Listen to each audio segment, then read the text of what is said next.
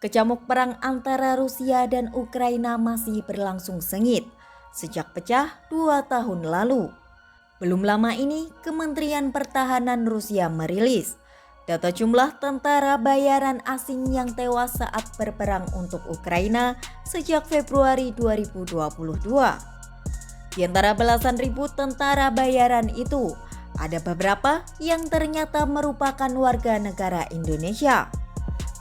Melansir BBC Indonesia, data ini menyebut sedikitnya 13.387 tentara bayaran telah berangkat ke Ukraina untuk bertempur demi Kiev.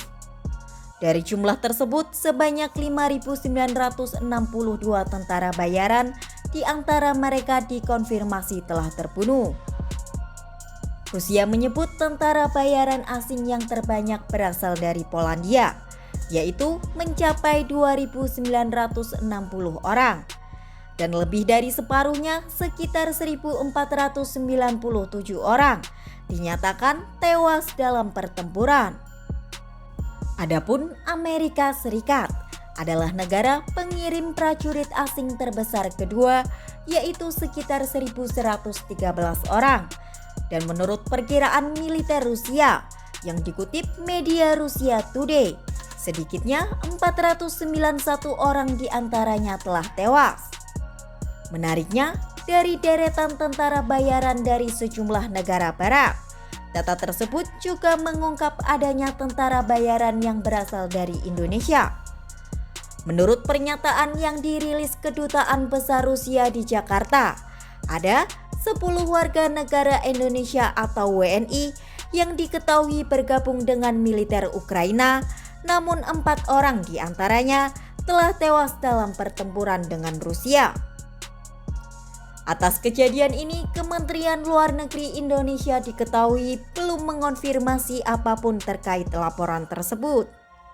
Sementara itu, Duta Besar Ukraina untuk Indonesia, Vasil Ivanovic Hamyanin, meminta agar para wartawan untuk bertanya ke pihak Rusia soal fakta dan bukti dari data yang sudah disebar itu.